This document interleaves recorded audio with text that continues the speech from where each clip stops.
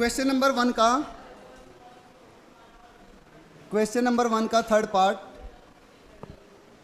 4x square plus का 4√3x plus 3 equal to 0। अब ये जितने भी क्वेश्चंस हैं कंप्लीट हम किससे करने वाले हैं? भाई क्वाड्रेटिक फॉर्मूला से करने वाले हैं। ठीक है, किससे? क्वाड्रेटिक फॉर्मूला इसी से करेंगे, क्योंकि सीबीएसई के according completing square method cancel out हो गए हैं। क्लियर? तो इससे हम करने वाले हैं। तो ये क्वाड्रेटिक फॉर्मूला अपना क्या होता है? क्वाड्रेटिक फॉर्मूला होता है अपना x equal to minus B plus minus root B square minus 4ac upon 2a, B square minus 4ac upon 2a।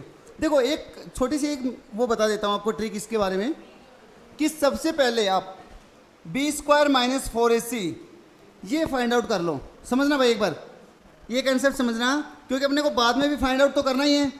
तो B square minus 4ac find out कर लो।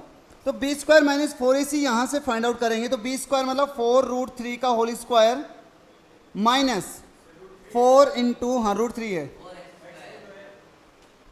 x नहीं लेना भाई, 4 इंटू 3, क्योंकि x इज ए वेरिएबल को नहीं लेना अपने को। ABC is a constant number, उन्हीं को यूज करना है। तो ये अपना हो जाएगा 4 का स्क्वायर 16 और 3 का स्क्वायर करेंगे तो 3, तो 16 इंटू 3 होता है 48 माइनस 4 4 जा 16, 16 3 जा 48, तो इसकी वैल्यू क्या आ गई? 0। तो इसकी वैल्यू तो डायरेक्ट 0 आ गई।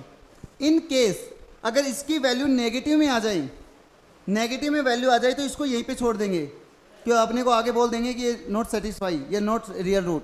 ठीक है, अगर पॉजिटिव में आती है तो डायरेक्ट 0 और पॉजिटिव आती है तो डायरेक्ट वैल्यू पुट कर देंगे। क्लियर हो गया हम? तो अभी यहाँ पे x equal to value put करेंगे तो -4√3 प्लस माइनस 4√3 का whole square -4 into 4 into 3 upon 2 into 4, नहीं एक बार लिखना पड़ेगा वैल्यू में, वो रफ फर्क है। x equal to -4√3 plus -√0 upon 8, तो ये अपने क्या मिला? माइनस का 4√3 अपॉन 8, ये अपनी वैल्यू मिली है। तो x इक्वल टू ये क्या मिला? माइनस का 4√3 अपॉन 8 है, सिंप्लीफाई किया इसको तो क्या मिल गया अपने को? माइनस का √3 अपॉन 2।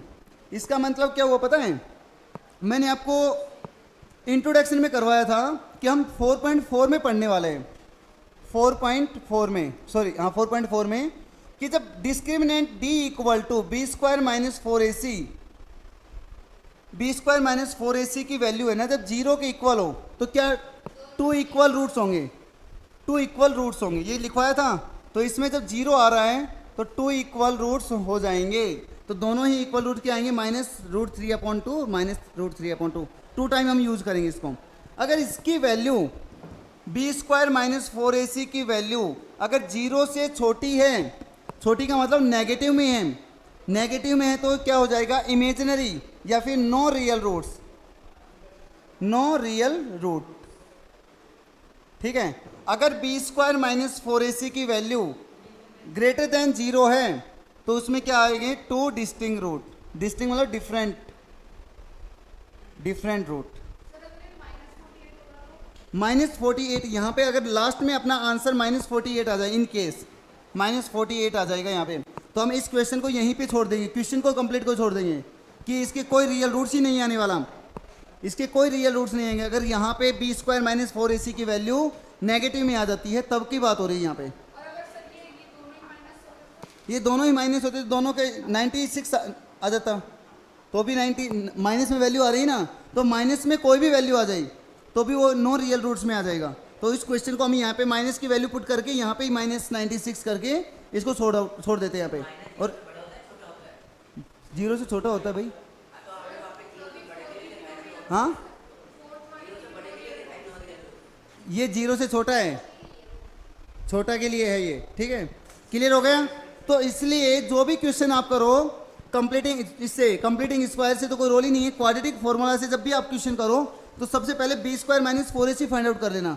उससे अपने को अगर मेहनत करेंगे यहाँ तक फाइंड आउट करेंगे, लास्ट में आंसर ही माइनस में आ रहा है तो उसको वहीं पे बता देंगे इसकी माइनस में आया तो डायरेक्ट बोल देंगे इसके नो रियल रूट्स। समझ में आ गया? ये क्योंकि ये बी स्क्वायर माइनस 4ac तो बाद में फाइंड आउट करना है ना, लास्ट में फाइंड आउट करना तो पड़ेगा ही, तो इसलिए पहले ही फाइंड आउट कर लेना।